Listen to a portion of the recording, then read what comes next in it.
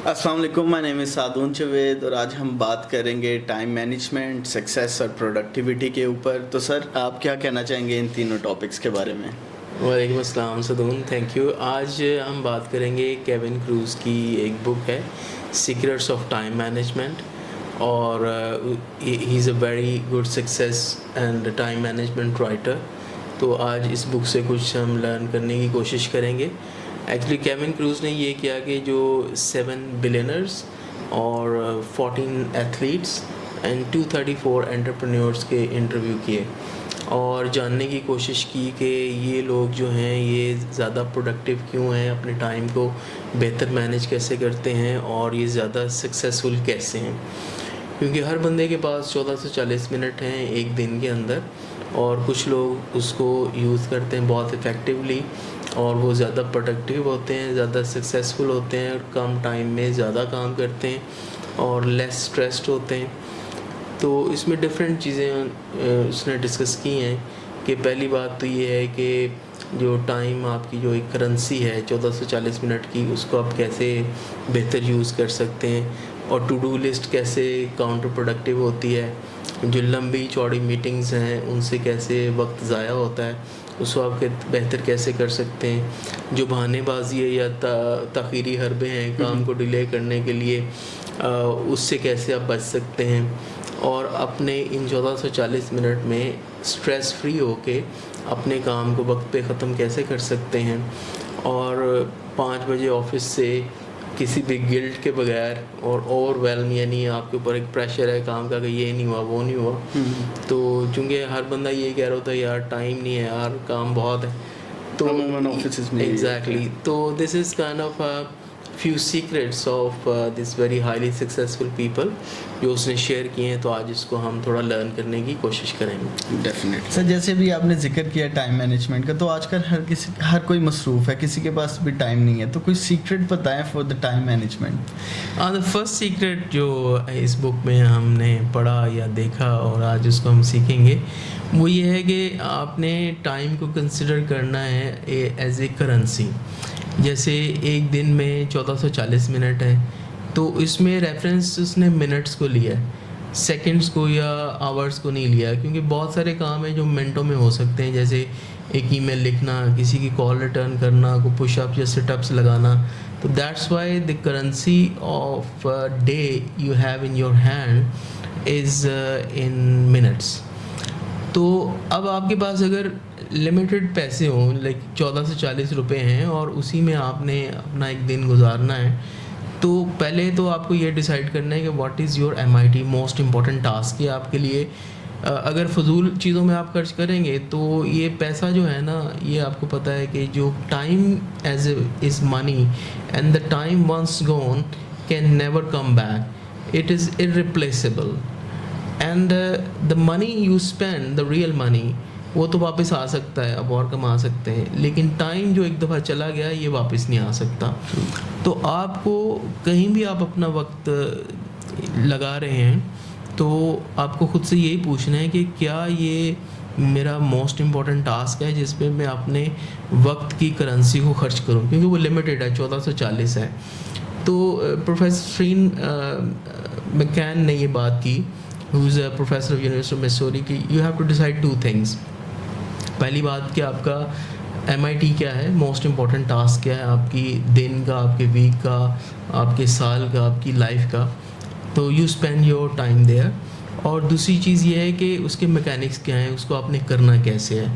इसी तरह ब्रायना एक थी गोलकीपर US सॉकर टीम की, तो उसने कहा कि 6 माह पहले मैंने ये डिसाइड कर लिया कि मेरा जो MIT ये है कि मुझे ओलंपिक्स गोल्ड हासिल करना है। तो मैं कोई भी टास्क कर रही हूँ तो मुझे ये सोचना है कि ये जो टास्क जिस पे मैं अपना टाइम लगा रही हूँ, जो लिमिटेड है, 1440 मेरे पास जो हैं वो मिनट्स हैं, क्या ये मुझे अपने उस मोस्ट इम्पॉर्टेंट टास्क की तरफ लेकर जा रहा है, then I will do it. अगर नहीं लेके जा रहा तो I will not do it. And she finally got the medal for her country.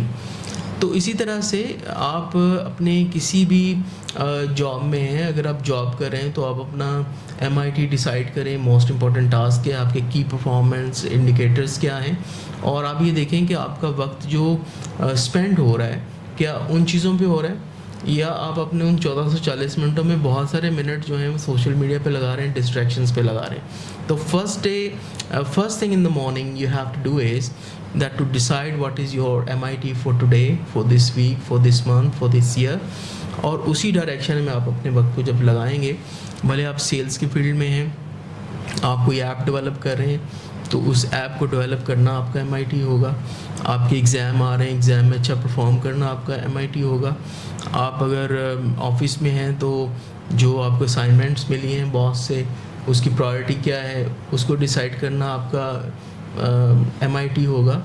और आपके लाइफ में आगे बढ़ने के लिए सबसे ज़रूरी क्या है वो आप डिसाइड करेंगे और उस पर अपना वक्त लगाएंगे और उस पर अपनी वक्त की करेंसी को खर्च करेंगे, तो ये आपका सबसे बेहतरीन टाइम मैनेजमेंट होगी।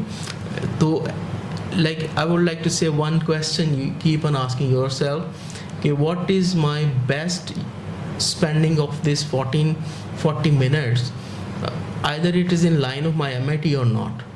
तो वो हर वक्त आपको ये पता चलता रहेगा और आप फिर सही काम पे अपना जो महंगा तरीन वक्त है उसको लगाएं। अच्छा सर, जैसे आपने अभी टू डू लिस्ट का जिक्र किया, बचपन से सुनते आ रहे हैं कि टू डू लिस्ट जो है वो बहुत प्रोडक्टिव होती है, तो क्या ये प्रोडक्टिव नहीं होती? हाँ, ये this is another secret of this book, and according to the writer he said कि जो 41% टास्क हैं आपके, some people they are addict to making of this list every day, और ये एक हम भी इसको एक अच्छी हैबिट ही समझते थे, लेकिन पता चला है कि टू डू लिस्ट जो है वो काउंटर प्रोडक्टिव है और 41% ऑफ द टास्क जो हैं वो नहीं होते, उन लिस्ट से मुकम्मल हो रह जाते हैं। होता क्या है कि आपने एक लिस्ट बनाई है तो आप उसको जब रिव्यू करते हैं तो जो चीज़ें लेस इम्पॉर्टेंट होती हैं, जो चीज़ें आसान होती हैं वो आप कर लेते हैं और जो इम्पॉर्टेंट टास्क है वो रह जाते हैं। तो according to his survey the secret is that you make a calendar के अंदर आप डिफरेंट टाइम स्लॉट्स रखें डिफरेंट कामों की अहमियत के मुताबिक, और उन कामों की अहमियत के मुताबिक आप उनको टाइम दें और पहले ये डिसाइड करें कि टोटल आपके टास्क क्या हैं, प्रायोरिटाइज़ करें कौन से काम आपको करने हैं और कितना उस पर फोकस करना है, कौन से काम आपने डेलीगेट करने हैं, कौन से काम एलिमिनेट करने हैं। तो he is of the opinion that the calendar is more better way to organize your day, your week or your month, and to reach your most important task. You have to do different time slots and different priority and focus work on the things, और उसके मुताबिक आप अपने वक्त को इस्तेमाल करें। Sir, ये जो बहानेबाजी है जिसकी वजह से काम यूजुअली डिले हो जाते हैं, तो इसका क्या इलाज है, इससे कैसे बचा जा सकता है? इस पे पहले भी हम बात कर चुके हैं। एक्चुअली प्रोक्रेस्टिनेशन, ताख़ीर या बहानेबाजी या आप कहें कि डिस्ट्रैक्शन, जिसमें कि अहम कामों पे या MIT पे आपका फोकस नहीं है, और क्योंकि ब्रेन आपको जो है ना उन कामों पे लेकर जाता है जो इजी हैं, जिसमें प्लेयर है, जिसमें कुछ करना नहीं पड़ता, क्योंकि जब आप फोकस करते हैं, आप अहम कामों पे काम करते हो तो आपको बहुत ज़्यादा जो है फोकस करना पड़ता है, मेहनत करना पड़ती है। तो एक आप कह रहे हैं कि एक नेचुरल एक लैप्स है कि आपका फोकस नहीं हो पाता। तो laziness is actually a lack of motivation, जिसको हम यूँ डिफ़ाइन कर सकते हैं कि जब आप ये सोचते हैं कि what is the best version of सादून और माई सेल्फ, तो फिर आपको वही काम एक ज़्यादा मोटिवेशन देता है, एक ज़्यादा रीज़न देता है उस काम को करने के लिए। या अदरवाइज़ आप ये सोचोगे यार अगर ये काम मैंने नहीं किया तो इसका मनफी असर क्या होगा मेरी फ्यूचर की लाइफ पे। तो जब इस चीज़ पे आप सोचते हैं तो फिर आपको वो मोटिवेशन मिल जाता है अहम कामों पे अपना टाइम स्पेंड करने का। फॉर एग्ज़ाम्पल मैं ये देख रहा था कि बाज़ लोग माशाल्लाह बहुत टाइम पे नमाज़ पढ़ते हैं और कोई भी चीज़ हो, कोई भी उनकी मसरूफ़ियत हो, वो फोकस करते हैं because they are convinced from the inside and in their brain कि अगर वो नमाज़ पढ़ेंगे तो क़यामत के दिन उनको जो है उनको जन्नत मिलेगी, और अगर वो नमाज नहीं पढ़ते तो वो जहन्नुम में जा सकते। तो that is how you can imagine with everything कि you put up positive attributes with something you want to focus on, and you put a negative attribute and negative consequences what's gonna be if I don't do it right now। क्योंकि अगर आपने एक दिन, एक week, एक महीना ज़ाया किया और उसका एक इम्पैक्ट तो होगा, एक नेगेटिव कॉन्सिक्वेंस तो होगा। और इसी तरह से इम्पॉर्टेंट टास्क पे हर रोज़ काम करने से, अपना वक्त उस पर स्पेंड करने पे आपको एक अच्छे फ्यूचर का एक मोटिवेशन मिलता है और रिज़ल्ट मिलता है। तो यही सीक्रेट है। फिर एक और बात इन्होंने जिक्र की कि जॉर्ज डब्ल्यू बुश जो अमेरिका के सदर थे, तो उन्होंने अपनी दौरे सदारत में 95 बुक्स पढ़ी। ही सेड कि अगर अमेरिका का प्रेसिडेंट, जो दुनिया का सबसे मसरूफ़ और पावरफुल आदमी है, अगर वो अपने इतने बिज़ी शेड्यूल में से इतनी अपनी जो चीज़ वो पसंद करता है वो कर सकता है, तो फिर किसी के पास कोई बहाने की वजह नहीं बचती। It's only matter of prioritising your spending of your time, और उसका आपका मेंटल पिक्चर क्या है कि इसके साथ आपने किस चीज़ को एट्रीब्यूट किया हुआ है। तो ये एक शिफ्ट है आपकी सोच के अंदर, वो आपको मोटिवेट करती है कि आप अपने वक्त को सही कामों पे लगाओ, और ऐसी जिस पे टाइम आपका वेस्ट होता है उससे अवॉइड करो। सर, इस बुक में से आप हमें अगला सीक्रेट क्या बताना जा रहे हैं? द नेक्स्ट सीक्रेट जो हम शेयर करने जा रहे हैं और उसको लर्न करेंगे, वो ये है कि keep a notebook and a pen with you all the times and apply 3-to-1 system, 3-to-1-0 system. तो उसमें इसने डिफरेंट लोगों का जिक्र किया कि जिससे इन्होंने इंटरव्यू किए कि जो भी सक्सेसफुल लोग हैं या टाइम को अच्छा मैनेज करते हैं और बहुत प्रोडक्टिव हैं, वो हमेशा अपने पास एक नोटबुक और एक पेन रखते हैं। रिचर्ड ब्रांसन की मिसाल दी। रिचर्ड ब्रांसन सेड कि अगर virgin Atlantic, one of the best airlines I travelled on, कि अगर मेरे पास ये नोटबुक और पेन ना होता तो मैं वर्जिन अटलांटिक ना बनती। और मैंने भी ये नोट किया, समटाइम एक आइडिया आपको आता है, अगर आप उसको लिखें ना तो अक्सर वो जेहन से निकल जाता है। और रिचर्ड ब्रांसन के इतना ऑब्सेस था कि एक दफ़ा उसने अपने पासपोर्ट पे एक आइडिया लिख लिया।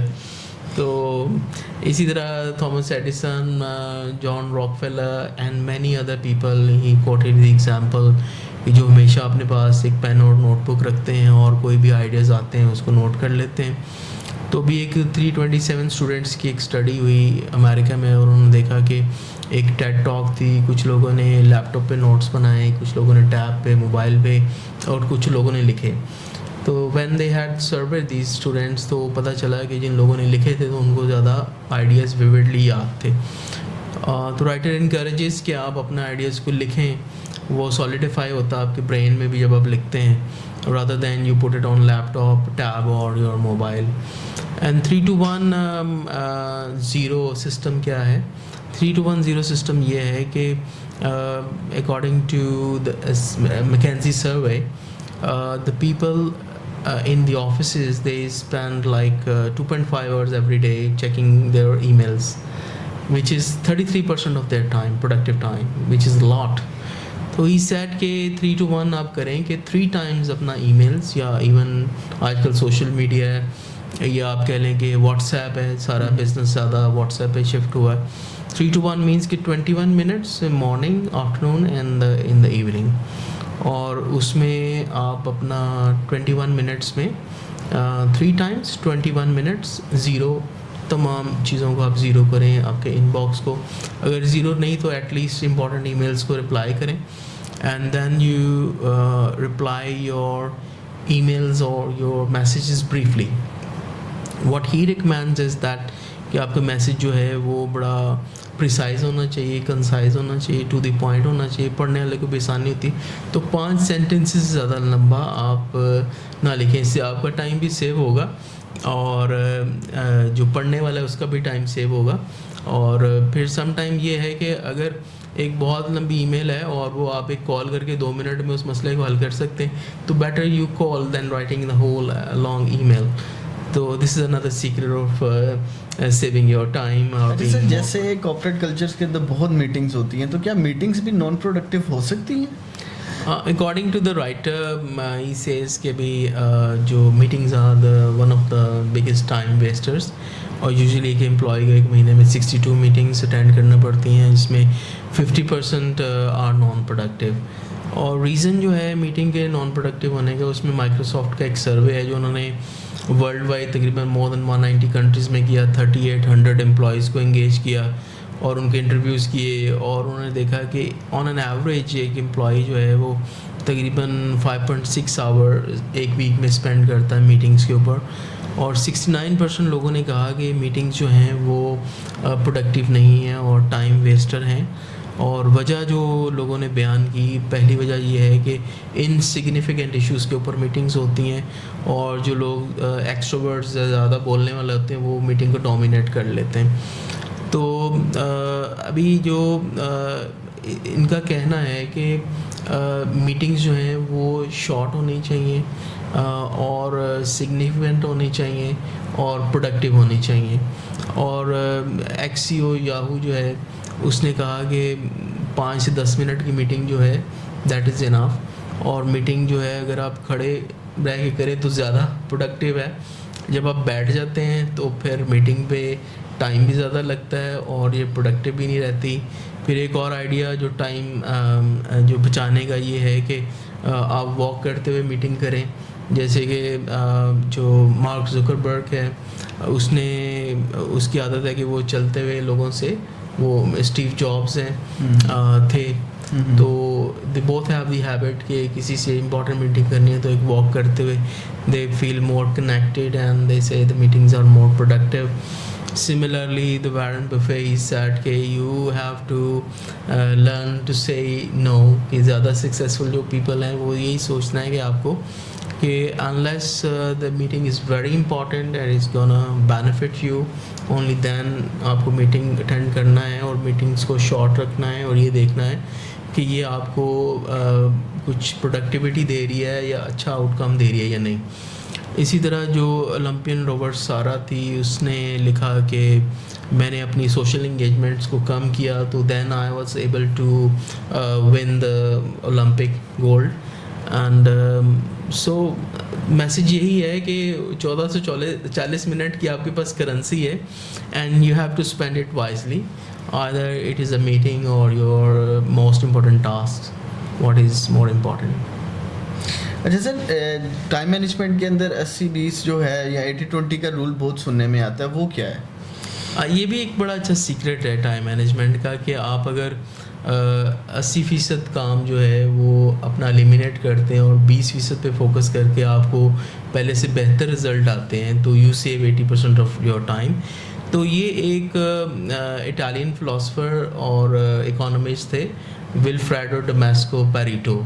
1984 में he was sitting in his lawn, तो उसने देखा कि जो 20% मटर के पौधे हैं उस पर ज़्यादा हेल्थी पी पॉट्स लगे हुए हैं जबकि 80% पे नहीं लगे हुए। तो उसने इस पर गौर किया और उसने देखा कि वो ही वॉज इटालियन के इटली में जो ज़मीन है वो 80% जो है ज़मीन 20% लोगों के पास है, 20% फैक्ट्रियाँ 80% प्रोडक्शन कर रही हैं। तो he came up with this idea which is known as the Pareto principle कि आपकी 20% जो एक्टिविटीज़ हैं वो 80% रिजल्ट प्रोड्यूस कर रहे होते हैं। तो आपने आइडेंटिफाई करना है। फॉर एग्जांपल आप किसी भी मोस्ट ऑफ दी कंपनी की आप सेल एनालाइज करें, तो इससे पहले मैं थोड़ी डिटेल में जाऊं कि ये हर चीज़ पे अप्लाई नहीं होता ये रूल, लेकिन most of the business scenario के ऊपर ये अप्लाई होता है। आप अगर अपना सेल्स एनालिसिस करें तो आपको पता चलेगा कि 20% प्रोडक्ट्स जो हैं वो 80% रेवेन्यू जनरेट कर रही हैं, 20% सेल्स रैप्स जो हैं वो 80% सेल्स कर रहे हैं, 20% आपके जो कस्टमर्स हैं वो 80% आपको रेवेन्यू दे रहे हैं। आपका जो 20% जो टाइम है उसमें 80% प्रोडक्टिविटी आ रही है। इवन कि आप जब ये देखते हैं कि जो हेल्थ केयर स्पेंडिंग है, इवन 20% पेशेंट्स जो हैं वो 80% of the health care budget spending करते हैं। And if you come down to your personal level, तो आप देखें अपने वार्डरोब में, तो आप 20% आपके सूट ऐसे होंगे जो 80% ऑफ द टाइम्स आप उसको वेयर करेंगे। और अगर आप अपने फ़ोन को देखें तो 20% ऐप्स आप यूज़ करते हैं 80% ऑफ द टाइम्स, बाकी आपकी वो डीप स्लीप में होती हैं या वो बिल्कुल आपके फ्रीक्वेंट यूज़ में नहीं होती।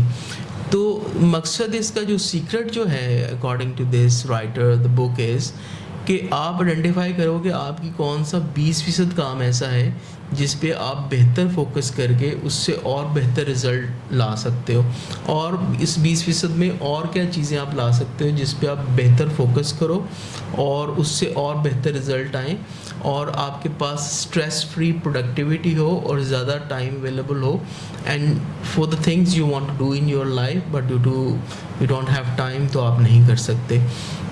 इसमें एक और बात मेंशन की कि एक हार्वर्ड का एक सर्वे है कि 3 क्वेश्चंस आपको अपने आप से पूछने हैं, क्योंकि उन्होंने जब देखा कि एग्जेक्टिव्स जो हैं ये 41% अपने काम जो है वो डेलीगेट कर सकते हैं, तो जब वो अपना प्रोडक्टिव टाइम जो है इन कामों पे लगाते हैं तो फिर ज़्यादा इम्पॉर्टेंट काम रह जाते हैं। तो पहला सवाल ये है कि कौन सा काम है जो मुझे नहीं करना चाहिए और कौन सा ऐसा काम है जो कि मुझे डेलीगेट करना चाहिए, अपने सबऑर्डिनेट को देना चाहिए।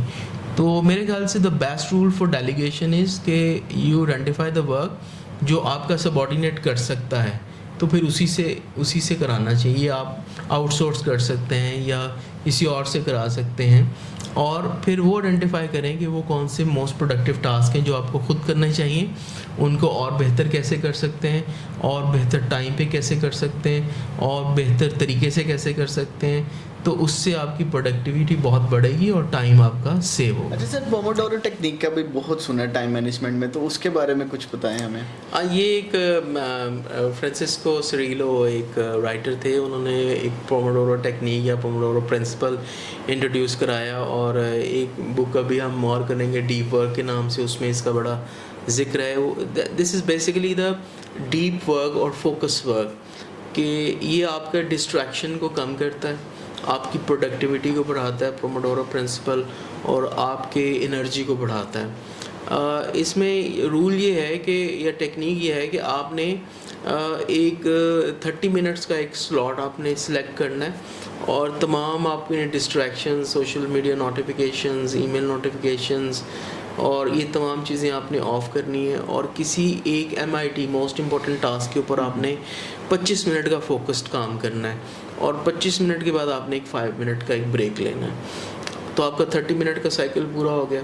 30 मिनट्स के बाद फिर आप इसको रिपीट करेंगे। तो when you apply these Pomodoro technique और साइकिल्स अगेन, तो आपकी प्रोडक्टिविटी कई फोल्ड बढ़ जाती है, आपकी डिस्ट्रैक्शन कम हो जाती है, आपका फोकस बढ़ जाता है, आपकी एनर्जी बढ़ जाती है, प्रोडक्टिविटी सक्सेस बढ़ जाती है, और टाइम आपका बहुत बचता है, और जो डिस्ट्रैक्शंस पे आपका टाइम वेस्ट होता है वो कम हो जाता है। आखिरी बात हम करके इसको आज की बात को क्लोज़ करेंगे।